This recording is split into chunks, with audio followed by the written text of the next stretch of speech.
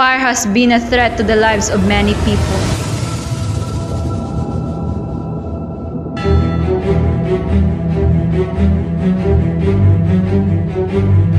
That turned the lives and properties into ashes in just one snap.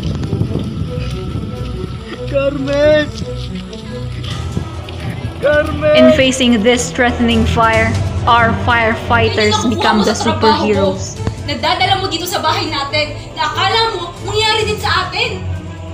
Unang-una pa lang, Cardo, sinabi ko na sa'yo, ipurso mo yung pagiging abogado mo, hindi yung pagiging bumbero lang. Gasyo, biuwes mo yung buhay mo sa ibang tao? Cardo, bumbero ka lang, hindi ka superhero, ha? Bumbero ka lang! As superheroes being a name from their work of heroism. Oo, tama ka, bumbero lang ako. Pero ni minsan ba'y tinanong mo kung ba't ito ang pinili ko? Ni minsan ba nakita mo ang saya sa mata ko sa tuwing may nailigtas ako? Tama ka, bumbero lang ako. Pero Aliana, sa bawat buwis ng buhay ko, sa bawat suong ko sa naglalaki ang apoy, andun yung pag-asa ng mga tao na mailigtas ko sila. Ang hindi matulad sa nangyari sa kapatid ko. At ayoko yung mangyari sa iba. Dahil ang sakit-sakit, Aliana.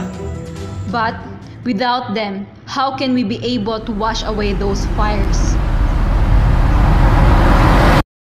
Kuya! May sunog, kuya!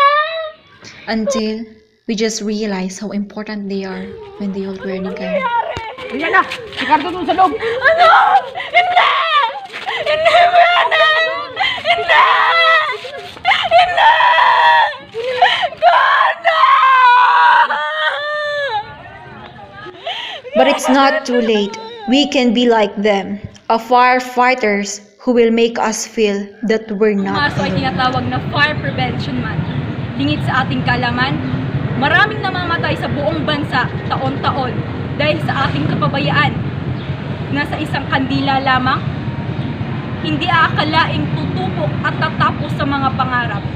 Kaya pakakatandaan ang mga paraan upang makaiwas sa sunog. Hawak kamay, sabay-sabay nating matutunan, isa puso't isa buhay, ang kahalagahan ng paggunita ng Fire Prevention Month. Pag-iwas sa sunog, hindi ka nag-iisa.